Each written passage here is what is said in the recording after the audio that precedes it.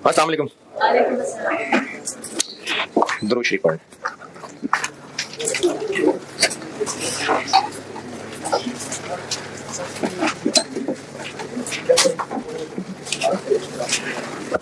इस जॉब पे काम करना है तो ओवरहेड्स भी होंगे, और ओवरहेड्स वेरिएबल भी हो सकते हैं, फिक्स भी हो सकते हैं। वेरिएबल ओवरहेड्स की ओरिजिनल हालत टोटल फॉर अ पीरियड होती है कि वेरिएबल पर यूनिट पर आर एक रेट होगा, तो उसको ओएआर ही कह लेंगे। तो आपको सवाल के अंदर वेरिएबल ओवरहेड्स के बारे में अगर कोई वेरिएबल ओएआर दिया हुआ है तो हाँ बिल्कुल रेलिवेंट है, रेलिवेंट है। वेरिएबल का कोई एक रेट दिया होगा ना तो बस ठीक है, रेलिवेंट है। वेरिएबल ओवरहेड क्यों रेलिवेंट है? भाई काम होगा तो होंगे, ओवरहेड नहीं होगा तो नहीं होंगे, तो ये वेरिएबल खर्चा है। फिक्स्ड ओएआर दिया हुआ है अगर, तो वो एक रेलिवेंट चीज होगी, उसको इस्तेमाल करेंगे। क्यों नहीं? फिक्स्ड ओएआर फिक्स्ड होना ही है, यानी फिक्स कॉस्ट कभी रेलिवेंट ही नहीं होगी। फिक्स्ड ओएआर नहीं होगा रेलिवेंट चीज। क्यों? क्योंकि फिक्स्ड ओएआर कैलकुलेट कैसे हुआ होता होगा? साल के शुरू में टोटल फिक्स्ड ओवरहेड बजटेड जो उस बिजनेस के होते हैं या होंगे, उनकी बेस पे पर आर या पर यूनिट निकाला होगा। तो अब उनमें कहीं वो स्पेशल ऑर्डर वाला थोड़ी होगा, वो तो अब आ गया अचानक। तो उस फिक्स्ड ओएआर में तो वो ओवरहेड्स शामिल हैं, वो ओवरहेड्स रिफ्लेक्टेड हैं जो वैसे भी बिजनेस के होने हैं, इस जॉब के होने से नहीं उनको फर्क पड़ना। तो अगर फिक्स्ड ओएआर दिया हुआ सवाल में तो इग्नोर मारे उसको, इग्नोर। हाँ, अगर कोई एडिशनल फिक्स्ड कॉस्ट है तो वो बिल्कुल रेलिवेंट है। अब यही चीज मैंने ना 3 लाइनों में लिखी हुई है, चौथी लाइन नहीं, अभी 3 लाइनें। पेज 263 के एंड पे 2 लाइनें मैंने फिक्स्ड ओवरहेड में लिखी हैं, दोनों पढ़ लें। 2 लाइनें वेरिएबल ओवरहेड में लिखी हैं, उनमें से बस पहली पढ़ लें, दूसरी एक सवाल के साथ रोकी हुई है मैंने।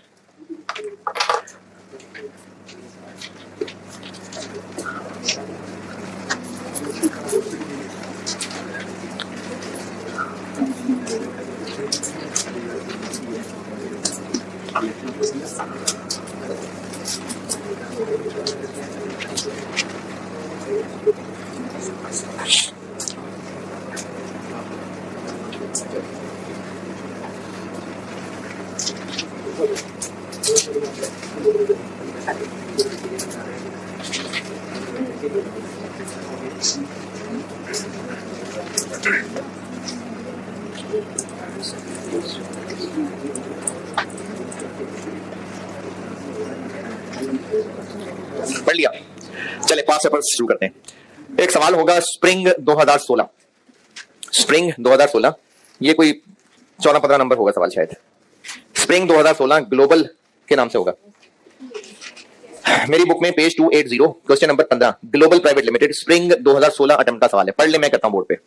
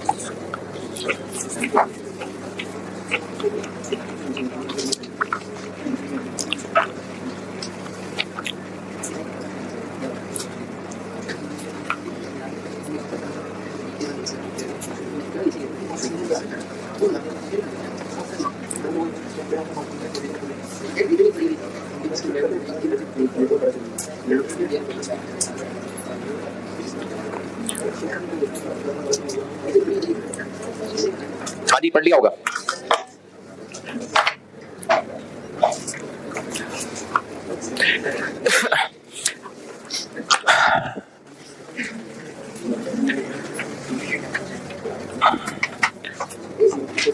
क्या ऑफर आई हुई जिसको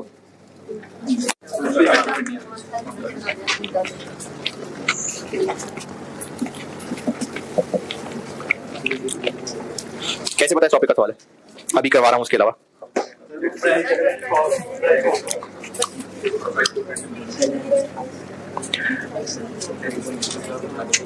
हाँ जी, एक तो रिक्वायरमेंट में उसने लिखा हुआ कि कॉन्ट्रैक्ट प्राइस, अच्छा बिड प्राइस का मतलब है हमने कस्टमर को कहना है कितने पैसे, इसको बिड करना कहते हैं।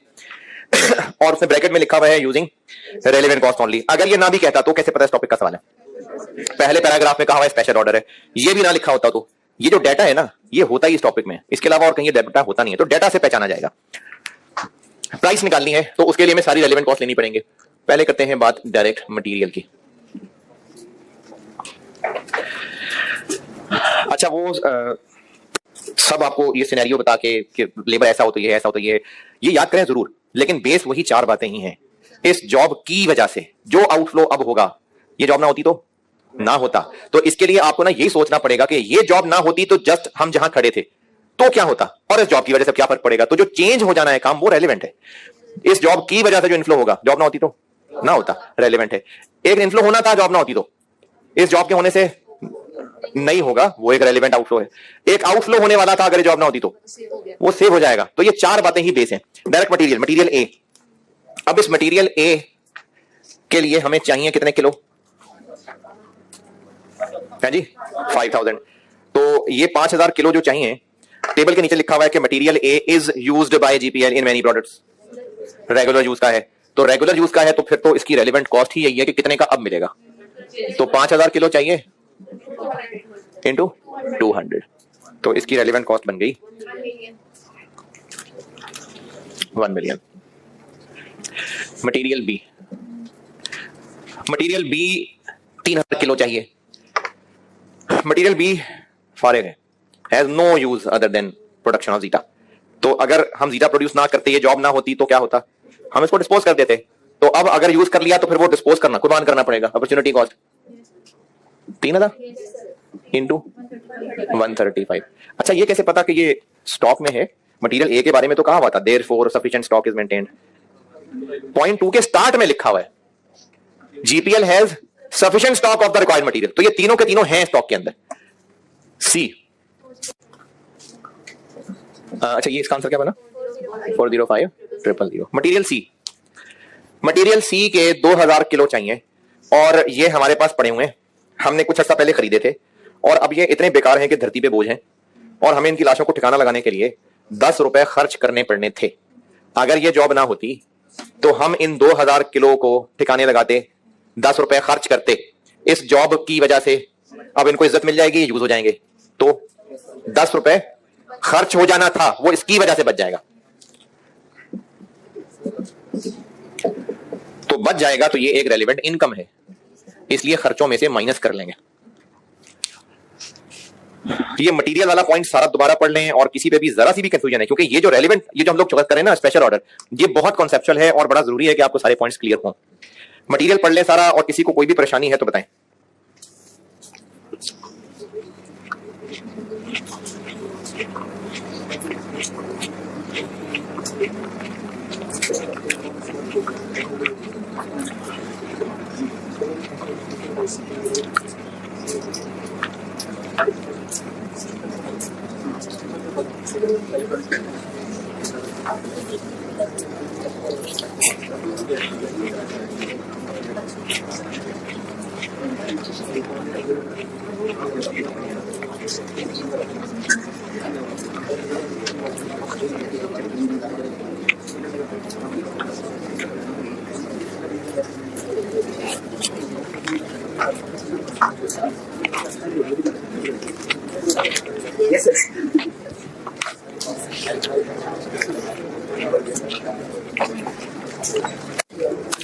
मटेरियल में किसी को कोई मसला नहीं।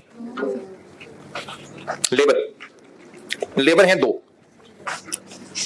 इस जॉब के लिए स्किल्ड लेबर के 800 आवर्स चाहिए और प्रेजेंटली 1440 आवर्स रिमेन आइडल। ये वो वाला पॉइंट हो गया, कौन सा वाला, वो जो परमानेंट में इधर। तो उस फारिग टाइम में बिठा के भी उनको कितने पैसे देने थे? नहीं कहा कि कम देने हैं, तो 200 ही देने थे। तो इसके लिए हम देख लेंगे कि इनकी एलिमेंट कॉस्ट 0 हो गई। फिर नहीं नहीं 0 नहीं हुई। टोटल रिक्वायर्ड कितने हैं? 800 और स्पेयर अवेलेबल कितने हैं? हाँ जी 1440 अवेलेबल नहीं है। अगर मैं वैसे एक सेंटेंस बोलूं कि बच्चे पूछें जी आपसे सवाल पूछने होंगे तो टाइम होगा कि नहीं होगा? नहीं होगा। ऐसी एक मिसाल दे रहा हूं। अगर मैं कहूं कि हाँ मेरे पास एक महीने में 30 आवर्स फ्री अवेलेबल है, तो इसका मतलब आज के दिन में 30 आवर्स फ्री अवेलेबल।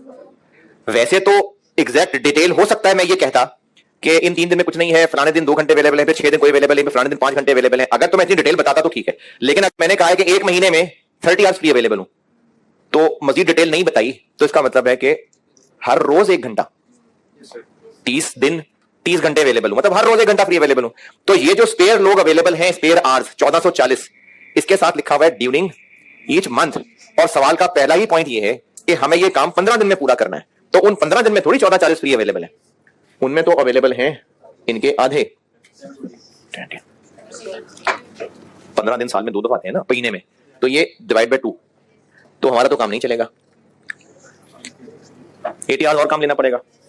तो इनकार कर रहे हैं वो हैं कहीं पर, कोई इनकार कोई ऐसी बात, तो बस फिर लगा लेंगे ओवर टाइम। कितने पैसों पे? वही 200 पे लगा लेंगे। ज्यादा मांगते तो बता देते। तो फिर रेलेवेंट कॉस्ट क्या बन गई?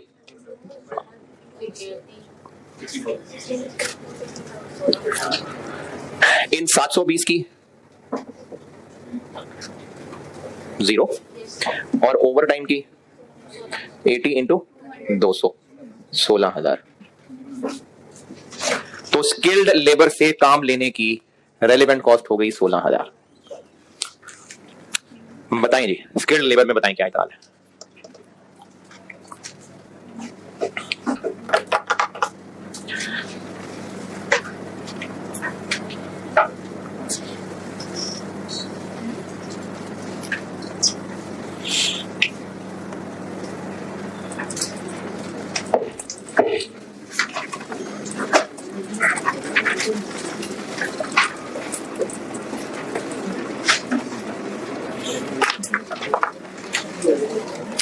हाँ जी 16,000 ओके। और अगर कोई मासूम इंसान कह रहा है कि कैलकुलेटर चेक कर रहा है बार बार कि मेरा आंसर तो 1520 आ रहा है, सर ने 80 कैसे लिख दिया? माइनस करना है, डिफरेंस ले रहे हैं हम। तो स्किल्ड लेबर के 16,000 रेलेवेंट कॉस्ट हो गई। और लोग कौन से चाहिए? अनस्किल्ड। अनस्किल्ड लोग रुल रहे मार्केट में, ले ले जितने भी चाहिए लोग, तो ले आएंगे। तो इसके लिए हमें चाहिए 120 घंटे, नहीं 250 घंटे into 120, 30,000। Direct material direct labour, यहां तक कोई मुश्किल? पक्की बात है ना? पॉइंट 3-4 नहीं 3 का तीसरा बुलेट पॉइंट, 150 घंटे मशीन के भी इस्तेमाल करने हैं। तो ये मशीन हमें किराए पे लानी पड़ेगी हैं? हम किराए पे देते हैं और 4,000 पर डे वहां से किराया कमाते हैं। अगर हमने इस मशीन को इस जॉब पे यूज कर लिया तो 15 दिन का किराया आना था, इस जॉब पे यूज कर लिया तो नहीं आएगा। तो वो जो हमारा मशीन का किराया कुर्बान हो जाएगा, वो एक रेलेवेंट कॉस्ट होगी। 4,000 इंटू 15 कितना? 60,000। इस पे तो होना चाहिए था यार, है? क्या बात, क्या हो रहा है?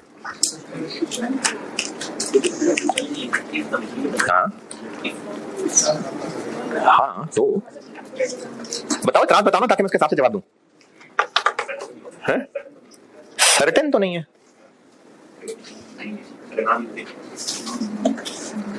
नहीं अगर हमने जॉब ना की तो फिर पता नहीं किराए पे देते कि नहीं, ये पूछ रहे हो?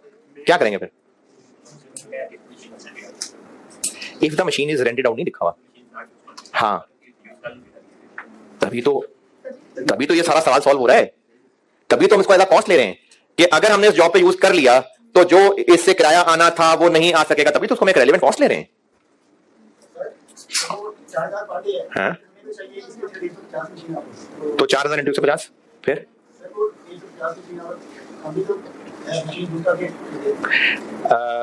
कितने दिन में 150 मशीन आवर्स हो जाएंगे हैं? एक दिन में कितने घंटे इस्तेमाल करेंगे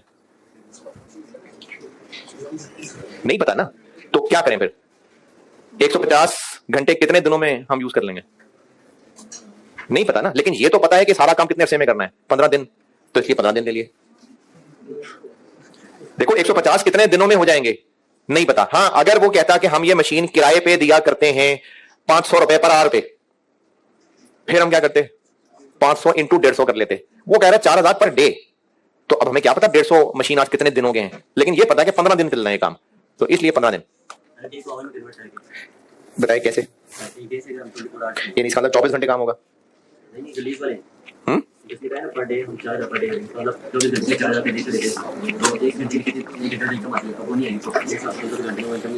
अच्छा ऐसा करो, 24 150 को 24 से डिवाइड करो,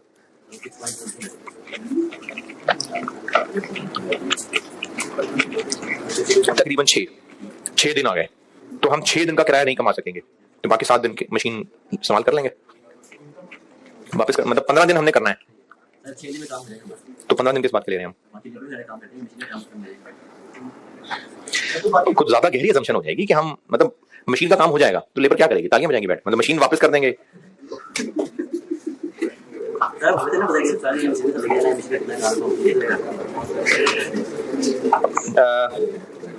यानी एज्यूम कर रहे हैं हम कि 150 घंटे मशीन कंटिन्यूसली चलेगी, क्योंकि 6 दिन में 24 घंटे काम होगा, 6 दिन में मशीन को फारिग कर देंगे, बाकी जो 9 दिन है वो वर्कर्स जो है वो लोएस्ट कॉस्ट नहीं। देखो हम सिनेरियो की असम्पशन तो तब लें अगर ये बात ना लिखी हो कि 15 दिन लगेंगे और किराया भी उसने पर डे दिया हुआ है, इतनी गहरी असम्पशन में तो तब जाए ना, अगर इंफॉर्मेशन ना हो 15 दिन लगेंगे इस काम में और किराया पर डे है, तो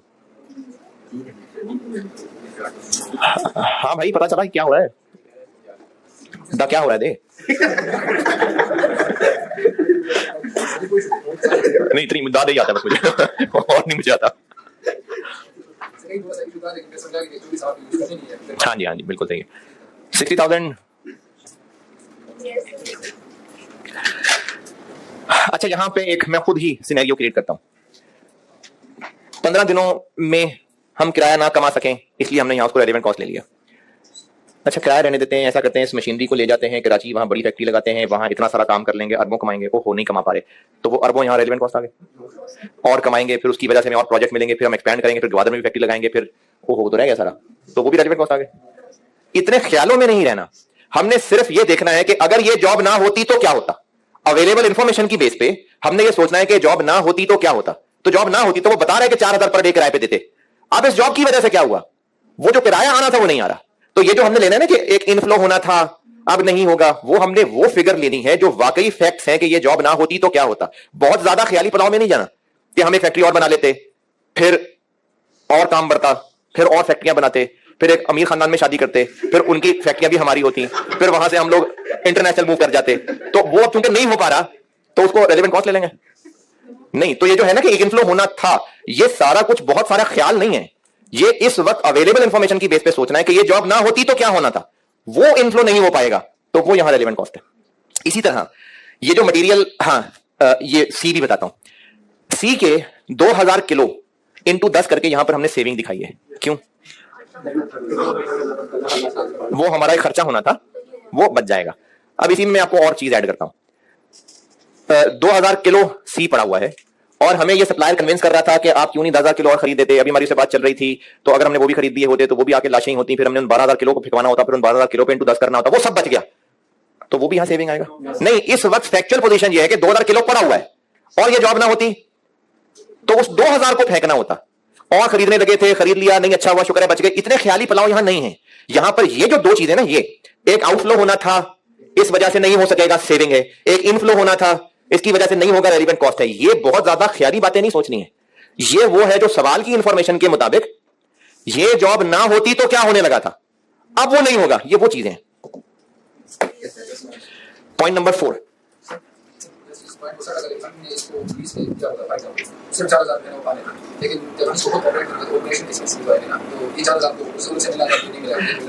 ये अगले पॉइंट में जवाब आ जाएगा। Point number 4,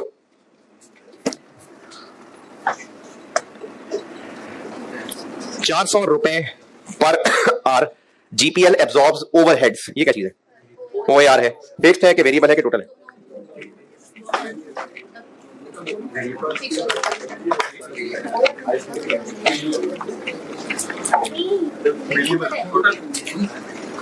GPL absorbs overheads, बस। GPL absorbs variable overheads, GPL absorbs fixed overheads, बस ओवरहेड्स। तो ये पूरा ओएआर है, ₹400 पूरा ओएआर है, लेकिन इसमें से जो फिक्स्ड पोर्शन है वो रेलेवेंट नहीं है, तो हमें सिर्फ वेरिएबल ओएआर लेना है। अच्छा, अब जो वेरिएबल ओएआर होगा ये होगा वो मशीन की ऑपरेटिंग कॉस्ट वगैरह, जो फ्यूल लगेगा वो होगा इसके अंदर, तभी तो वो वेरिएबल ओवरहेड्स हैं। तो वेरिएबल ओएआर लेना है, और ये काम आपने वेरिएंस में बहुत दफा किया हुआ है कि टोटल ओएआर दिया हो उससे वेरिएबल कैसे ढूंढते हैं जी? इसमें से फिक्स्ड ओएआर माइनस कर देते होते हैं, और फिक्स्ड ओएआर है 6 मिलियन डिवाइडेड बाय 15,000,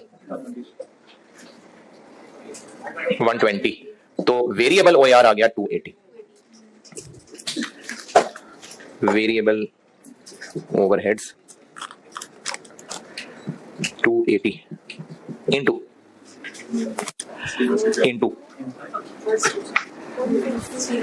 5,000 यूनिट्स, ₹280 पर आर इंटू 5,000 यूनिट्स, नहीं, इंटू आर्स। कौन से आर्स? अगर ये होता ओएआर पर मशीन आर तो हम इंटू 150 करते, तब वो 150 काम आ जाता, लेकिन ये है ओएआर पर लेबर आर, तो कितने लेबर आर से मल्टीप्लाई करूं? 1050। ये 1050 कहां से आया? ₹400 पर स्किल्ड एंड अनस्किल्ड, यानी दोनों। तो इस जॉब के लिए 800 स्किल्ड चाहिए और 250 अनस्किल्ड चाहिए, यानी 1050 आवर्स चाहिए, तो उनसे मल्टीप्लाई 294,000। और फिक्स्ड ओएआर रेलेवेंट नहीं है, लेकिन if GPL decides to produce zeta, fixed overhead would increase by, ये एडिशनल हां रेलेवेंट है।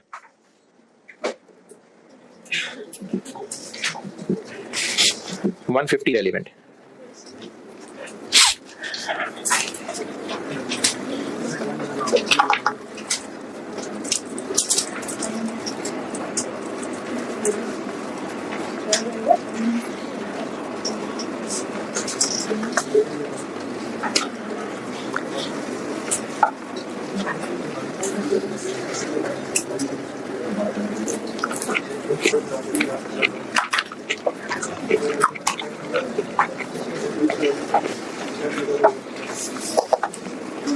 पॉइंट 5,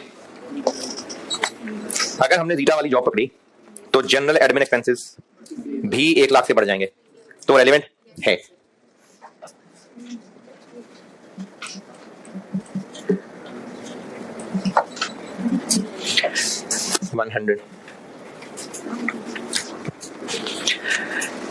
लास्ट पॉइंट,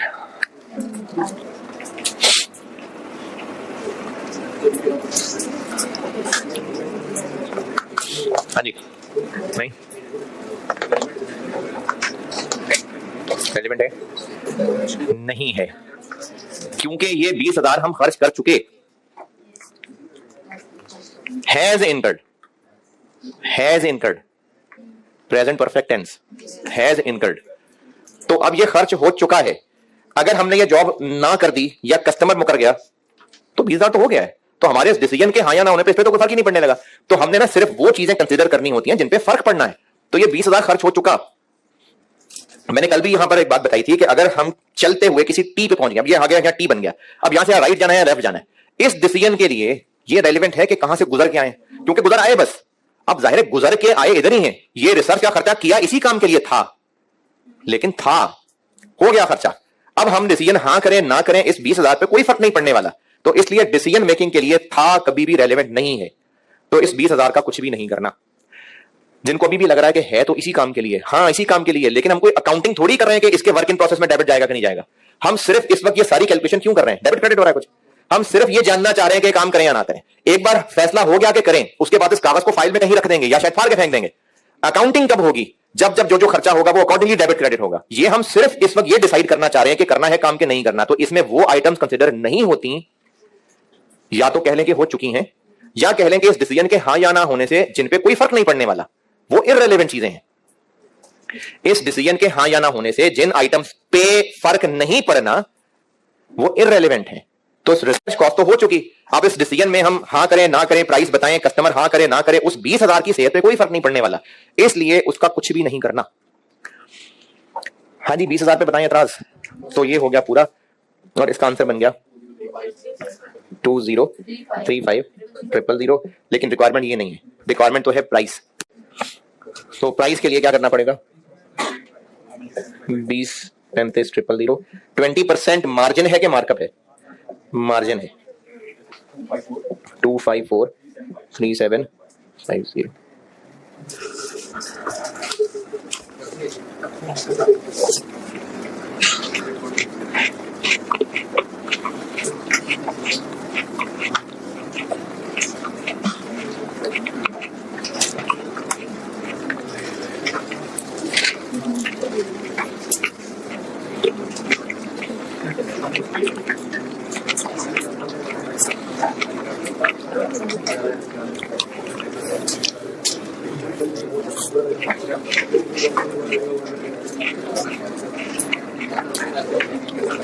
हाँ जी, सवाल डन। चलिए एक छोटा सा सवाल और करते हैं, कल फिर तगड़े सवाल करेंगे। अभी आ जाए आप इस सवाल autumn 12, autumn 2012, tai chi limited, autumn 2012, मेरी बुक में page 284, question number 22, autumn 2012 autumn का सवाल है। अच्छा है तो वैसे कॉमन सेंस की बात, लेकिन ना मैंने फिर भी लिख दी हुई है। ये जब पहले मैं आपको भी पढ़ा रहा था, वो ये लेबर और मटेरियल, या मैंने एक डब्बा बना के लिखी हुई है बात, जबानी बता रहा हूं, लिखी हुई ऑलरेडी एग्जाम नोट कह के। अगर हमें एक ही काम करने के एक से ज्यादा तरह के लेबर मिल रहे हैं जिनके डिफरेंट रेट्स हैं, तो कौन सा वाला यूज करेंगे जो काम होगा? तो सिंपल अकल की बात। तो इस तरह इन सवालों के अंदर ये भी चीज हो सकती है टेस्ट। चले टाइची लिमिटेड का सवाल पढ़ ले, मैं करता हूं।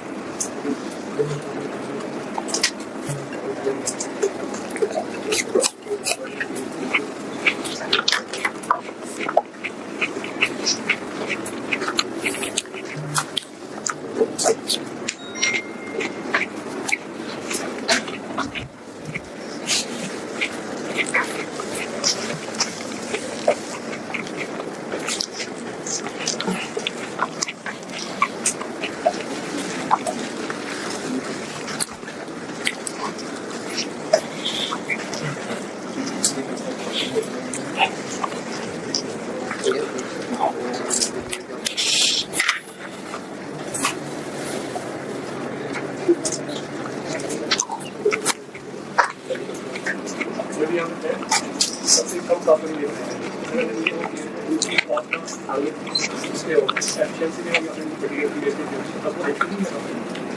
अच्छा, मैंने जो भी बात की है ना कि अगर हमें 2 तरह के 3 तरह के वर्कर्स मिल रहे हैं तो उनमें से सस्ता वाला लेंगे, इसका मतलब पहली बात तो ये कि सब कंपेरेबल हैं, यानी सेम काम करेंगे तो ही हम कंपेयर कर रहे हैं। अगर उसने चीज ही खराब कर दी ना तो फिर तो एक ऑप्शन ही नहीं है। हाँ, इतना जरूर हो सकता है कि अगर हम सस्ते वर्कर लेंगे तो वो काम 15 घंटे में करेंगे, होंगे 200 पर आवर लेकिन 15 घंटे में करेंगे। उसकी बजाय अगर अच्छा वर्कर ले लेंगे 400 वाला, वो 6 घंटे में कर देगा। तो वो हम लोग अब 400 और 200 कंपेयर नहीं करेंगे, 200 इंटू 15 और 400 इंटू 6 कंपेयर करेंगे। लेकिन ऐसा नहीं होगा कि एक वर्कर जो है वो हम कुर्सियां बनवाना चाहते हैं और जो सस्ता वर्कर मिल रहा है वो जो है माचिस की तीलियां बनाता है, तो वो नहीं कंपेरिजन होगा। काम सेम ही कर रहे होंगे वो लोग, लेकिन रेट और टाइम का हाँ फर्क हो सकता है। तो हम देखेंगे कि टोटल खर्चा किसमें कम पड़ रहा है। सवाल पढ़ लिया होगा तो मैं बात करूं। अच्छा, इस सवाल में ना आपसे कैलकुलेशन भी पूछी है और अंग्रेजी भी पूछी है। पूछा यह है कि एक तो इस मोटर के बनाने की रेलेवेंट कॉस्ट निकाल दें और थोड़ी थोड़ी सी अंग्रेजी, ये ना भी कहता थोड़ी सी तो थोड़ी ही आती है, थोड़ी ही लिख पाना था। तो ब्रीफ रीजन बता दें कि किस खर्चे को शामिल कर रहे हैं तो क्यों कर रहे हैं, और किस खर्चे को शामिल नहीं कर रहे तो क्यों नहीं कर रहे। अब इसके लिए ना कोई आपकी ग्रामर और स्पेलिंग चेक नहीं होगी, टूटी फूटी अंग्रेजी में बस बात पहुंचा दें तो मिल जाएंगे नंबर। ज्यादातर सवाल न्यूमेरिकल ही होते हैं, लेकिन इस तरह से कॉन्सेप्चुअल डिस्कशन वाले सवाल बिल्कुल आ सकते हैं, कभी कभी आ जाते होते हैं। पहला पैराग्राफ, हम लोग मोटर्स बनाते हैं और हमें इस वक्त एक कंपनी ने एक मोटर बनाने के लिए कहा है कि बताएं इसके कितने पैसे लेंगे। और सबसे पहली बात कि जो इस डेटा को इकट्ठा करने वाला हमारा टेक्निकल मैनेजर था, उसने मेहनत कर ली, उसने 1 घंटे की मीटिंग कर ली, ये सारी इंफॉर्मेशन इकट्ठी हो गई, following information has been obtained. अब हम इस मैनेजर को जो भी तनख्वाह दिया करते हैं तो उसमें से 1 घंटा रेलिवेंट हो जाएगा। क्यों? वो हो 1 घंटा काम कर चुका। पहली बात कि वो 1 घंटा काम कर चुका, दूसरी बात उसको देते ही एनुअल सैलरी है, तो ये एनुअल सैलरी है, इस वजह से भी इररेलेवेंट है। और ये काम 1 घंटा कर चुका हुआ है, अगर पर आवर भी देते होते तो वो क्यों रेलिवेंट ना होता? क्योंकि ये काम हो चुका, ये मीटिंग हो चुकी, तो इसलिए ये मीटिंग हो चुकी होने की वजह से भी और एनुअल सैलरी होने की वजह से भी ये पहले पैराग्राफ में मैनेजर का कोई खर्चा रेलिवेंट नहीं है। तो अब इस सवाल की प्रेजेंटेशन कुछ इस तरह से होगी कि एक तो आप निकालेंगे टोटल रेलिवेंट कॉस्ट, जिसमें चाहें तो लिख दें और लिख के 0 कर दें, चाहे इस लाइन को लिखें ही ना, तो ये कैलकुलेशन के अंदर वाली बात आ गई कि नहीं शामिल कर रहे। अब रहा रीजन के क्यों नहीं कर रहे, तो यहां जितनी भी लाइनें लिखेंगे उन सब की अंग्रेजी बतानी है ना, तो चाहे आप उस लाइन को लिख के ब्रैकेट में अंग्रेजी बता दें फिर अगली लाइन लिख दें, लेकिन इसमें सिर्फ मसला यह है कि एक रश मच जाएगा अजीब सा, आपसे खुद फिगर्स टोटल करने में हो जाएंगी। तो इसलिए ब्रैकेट में बताने की बजाय कैलकुलेशन कर लें और हर लाइन आइटम के साथ 1 2 3 और वो नीचे अंग्रेजी अलग से आ जाएगी। तो इसके लिए नोट नंबर 1 अंग्रेजी आ जाएगी, जो मैं बोर्ड पे नहीं लिख रहा, जबानी बता रहा हूं कि एक तो ये 1 घंटा काम कर चुका है पास्ट, और दूसरा वैसे भी इसको जो सैलरी है वो एनुअल मिलती है, तो इससे रिलेटेड कुछ भी रेलिवेंट नहीं है। तो इससे बताने का मेरा मकसद ये हुआ कि सवाल पढ़ते ही पॉइंट 1 पे छलांग नहीं लगा देते। पहले पैराग्राफ में सलाम दुआ के अलावा और भी चीजें हो सकती हैं, तो पहले पैराग्राफ में भी कोई चीज थी जिसका जवाब देना है। अब आते हैं पॉइंट 1। इस मोटर को बनाने के लिए हमें एक वायर सी चाहिए 120 फुट, और ये हमारे लिए एक रेगुलर यूज होने वाला मटेरियल है। अब चाहे स्टॉक में पड़ा हुआ है चाहे नहीं पड़ा हुआ, चूंकि रेगुलर यूज है इसलिए हम तो सारा का सारा जितने का नया मिलता है उतने ही पे लेंगे। तो कितने का नया मिलता है? 68। तो हम मटेरियल कॉस्ट, मटेरियल क्या ये सी 120 इंटू 68 81, और इसके जवाब में हम ये कहेंगे कि ये रेगुलर यूज का मटेरियल है, इसलिए चाहे स्टॉक में है चाहे स्टॉक में नहीं है, हमने इसकी करंट रिप्लेसमेंट कॉस्ट ही रेलेवेंट लेनी है। जाग रहे हैं? नहीं?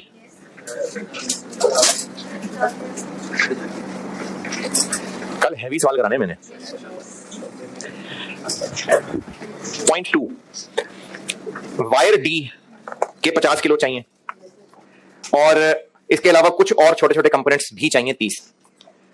जो वायर डी है वो हमारे पास है नहीं, खरीदनी पड़ेगी, would be purchase from a supplier. 10 रुपए किलो मिलेगी, लेकिन सप्लायर कह रहा है कि मैं 50 किलो नहीं, मैं तो 60 किलो बेचूंगा। तो अब हमें इस जॉब के लिए चाहिए 50 किलो, लेकिन अगर ये जॉब की तो खरीदनी हमें 60 किलो पड़ेगी, तो रेलिवेंट कॉस्ट 60 इंटू 10 रुपए होगी। Material D.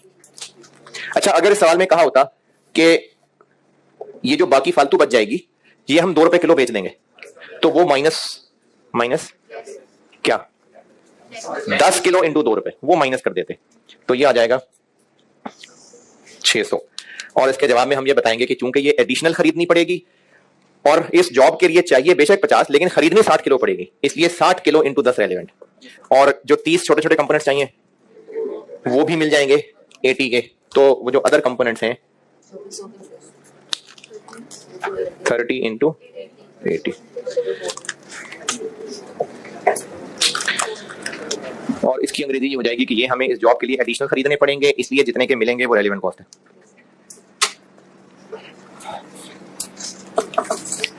पॉइंट 3, इस मोटर बनाने के लिए 250 आवर्स चाहिए होंगे स्किल्ड लेबर के और 30 घंटे चाहिए होंगे मशीन के। वो जो 250 घंटे स्किल्ड लेबर के चाहिए होंगे वो स्किल्ड लेबर हमारे पास मौजूद हैं, उनको हम 20 रुपए पर आवर दिया ही करते हैं, और अभी उस वक्त उनके पास 100 आवर्स स्पेयर अवेलेबल है। और ये जो स्पेयर अवेलेबल हैं इनमें फारिग बैठते तो भी 20 देने ही थे, तो इन 100 की रेलेवेंट कॉस्ट 0, और जो बाकी ऊपर वाले हैं उसकी आगे अगली कहानी है। 100 की लेबर रेलेवेंट कॉस्ट 0 है। पॉइंट नंबर 3 की ये मैंने तकरीबन 3 लाइनें बताई हैं, इसकी अंग्रेजी में अगर आप जाग रहे हैं और अंग्रेजी में कोई मसला अगर जाग रहे हैं, जो भी जाग रहे हैं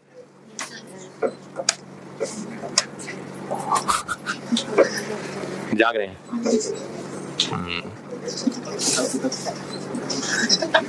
100 आवर्स स्पेयर अवेलेबल हैं, ये तो उनसे काम करा लेंगे, बाकी क्या मसला रह गया 150 आवर्स। हाउएवर एडिशनल आवर्स के पास 2 हल हैं हमारे लिए। एक, उन्हीं लोगों से 23 पर आवर पे करके काम करवा लें, या फिर और लोग ले आए 21 पर आवर वाले। तो बजाय तो 21 पर आवर वाले सस्ते लग रहे हैं, लेकिन अगर वो सस्ते लोग लाए तो वो चूंकि सस्ते होंगे तो उनके साथ उनका बड़ा भी साथ लाना पड़ेगा, और उस बड़े को 5 घंटे उन्हें नसीहतें भी करनी पड़ेंगी, और उन 5 घंटों में उस बड़े को पैसे भी देने पड़ेंगे। तो हमें इनमें से देखना पड़ेगा कि कौन सी चीज सस्ती है। तो अगर हम 150 घंटे ओवर टाइम लेते हैं तो 150 इंटू 23 3450, एक हल ये है। और एक हल ये है कि अगर हम टेम्परेरी लेबर ले आए तो एक तो उनको वेजेस देनी पड़ेंगी 150 इंटू 21, और साथ सुपरवाइजर को भी पैसे देने पड़ेंगे 5 घंटों के 20। तो ये सस्ते फिर भी सस्ते ही हैं, तो हम इन्हीं को ले आएंगे।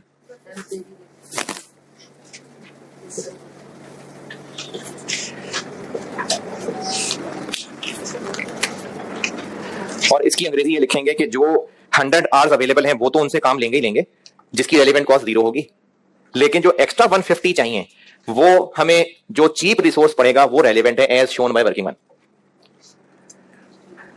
और पॉइंट 3 खत्म। पॉइंट 3 का लास्ट पैराग्राफ, जो मशीन हमें चाहिए वो टीएल ने पिछले साल किराए पे ली थी, जिसका 5000 महीने का किराया देते आ रहे हैं, तो ये 5000 किराया रेलेवेंट नहीं है ना, हो चुका था नहीं, ये देना ही देना है। ये हम पिछले साल किराए पे ले चुके हुए हैं और ये हमें हर महीने देना ही देना है किराया। अगर ये मोटर ना भी बनाई तो फिर भी वो किराया तो दिया ही करना है, तो इसलिए वो 5000 रेलेवेंट नहीं है। लेकिन उस मशीन को चलाएंगे तो सही, 15 रुपए का वेरिएबल खर्चा आएगा, वो रेलेवेंट है। तो जो मशीन का रेंट है 0, इसकी अंग्रेजी ये बता देंगे कि चूंकि ये रेंट देना ही देना है इररिस्पेक्टिव ऑफ दिस ऑर्डर, इसलिए इररेलेवेंट है।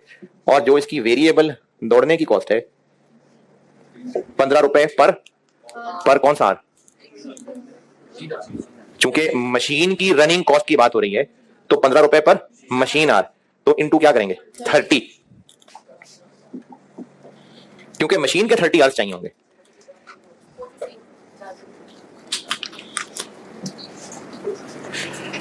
और लास्ट फिक्स्ड ओआर है तो ये रेलेवेंट नहीं है, तो इस पे डैश लगा के कह देंगे कि फिक्स्ड ओआर रेलेवेंट नहीं होता। कल करेंगे इंशाल्लाह तगड़े सवाल। ठीक है जी, अल्लाह हाफिज।